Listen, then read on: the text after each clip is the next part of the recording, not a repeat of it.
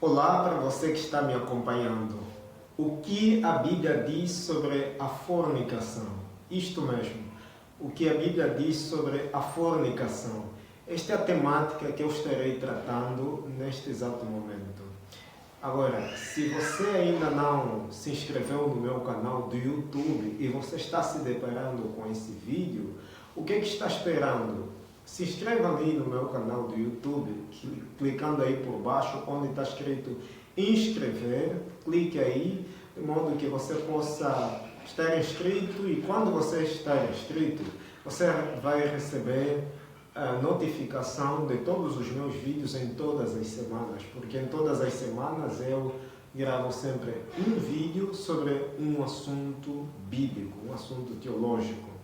Claro que se você gostar desse vídeo, deixe o seu like, deixe o seu comentário e compartilhe esse vídeo com as outras pessoas, para que as outras pessoas possam ter o conhecimento que você estará tendo a partir de agora. E, claro que este vídeo não só estará disponível no YouTube, no meu canal do YouTube, que é Felipe Dumbe-FD, Felipe Dumbe-FD, mas esse vídeo também estará disponível no Facebook. Provavelmente você está acompanhando aqui no Facebook. E se você está acompanhando no Facebook, então corra lá no YouTube, no meu canal Felipe Dumbe-FD, porque lá tem vários vídeos. Tenho cerca, nesse preciso momento, hoje são 14 de agosto de 2024, e até o presente momento eu tenho lá 211 vídeos no meu canal do YouTube. Então é muito vídeo, muito conhecimento sobre diversos assuntos teológicos. Claro, você pode baixar ou assistir quando você quiser. Então vamos lá ao nosso assunto, para não dar muitos rodeios, né? O que a Bíblia diz sobre a fornicação? Bem, de Gênesis a Apocalipse, nós temos inúmeros textos que exatamente os autores bíblicos retratam sobre este assunto. No entanto, a Bíblia é clara em sua posição sobre a fornicação, que é geralmente entendida como qualquer tipo de relação sexual fora, obviamente, do casamento. Tanto no Antigo Testamento quanto no Novo Testamento, o sexo, na verdade, antes do casamento, é considerado um pecado e é condenado. No Antigo Testamento, por exemplo, as leis de Deus entregues à pessoa de Moisés, o embaixador, Moisés, o líder, as leis que Deus apresenta a Moisés, com base aos livros que Moisés escreveu, fornecem várias diretrizes sobre o comportamento sexual. A relação sexual, de certa forma, era vista como algo reservado exclusivamente para o casamento. Um dos mandamentos fundamentais é o de não cometer o adultério, que nós temos lá no Decálogo, Êxodo capítulo 20, verso 14. Lá diz o texto bíblico: não adulterarás. Na verdade, aquele texto também engloba a fornicação, isto é, relações sexuais fora do casamento. Quando a gente lê Deuteronômio, capítulo 22, verso 20 a 21, nós temos aí uma declaração escrita exatamente por Moisés como autor inspirado. Ele exatamente fala a respeito do princípio da pureza sexual.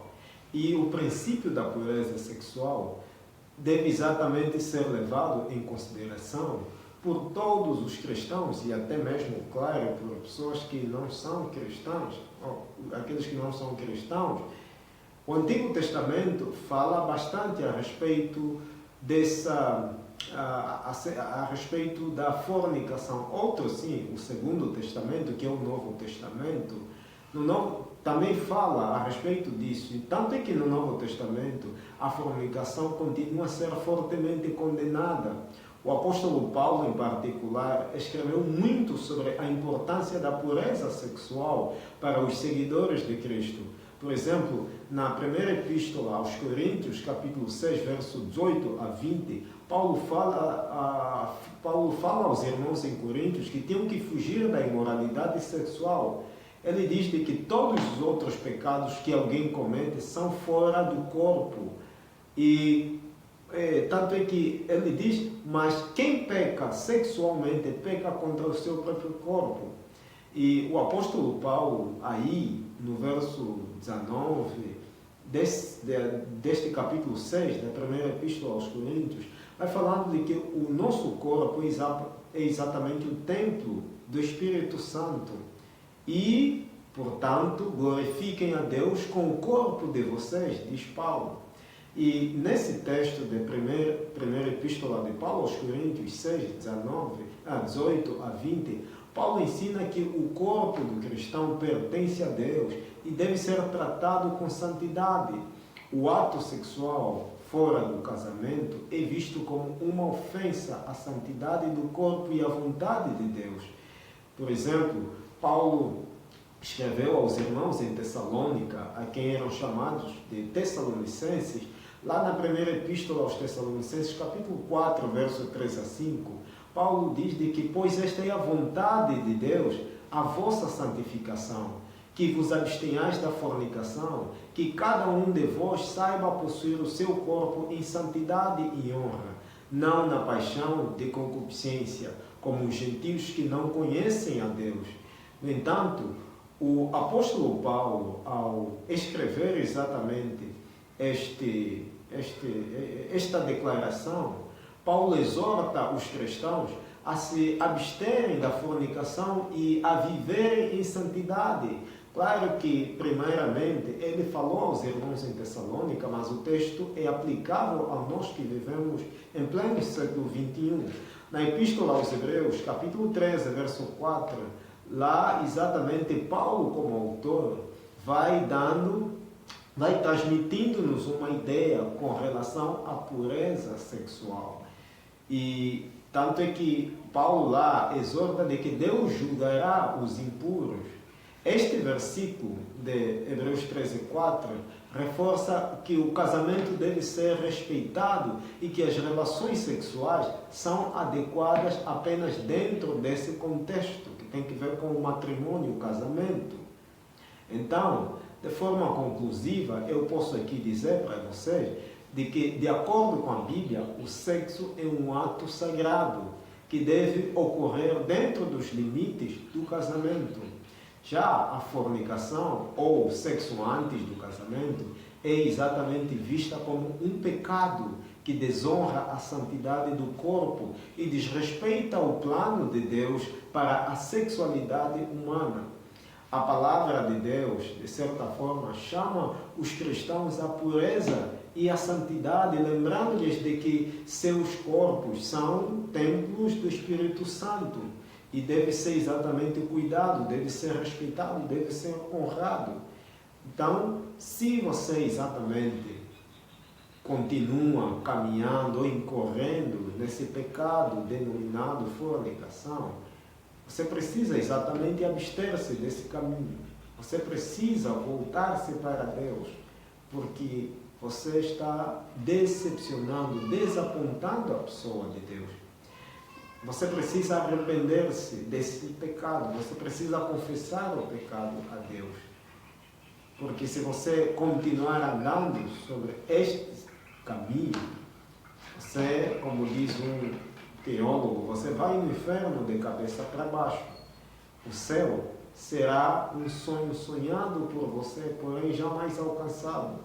Mas se você decidir abandonar esse caminho, esse trajeto, esse rumo da fornicação, você decidir abandonar, arrepender-se, confessar o pecado a Deus, claro que Deus vai poder perdoá-lo, porque diz o texto de Isaías, capítulo 1, verso 18 a 19, de que ainda que os nossos pecados sejam vermelhos como carmesim, eles se tornarão brancos como a lã.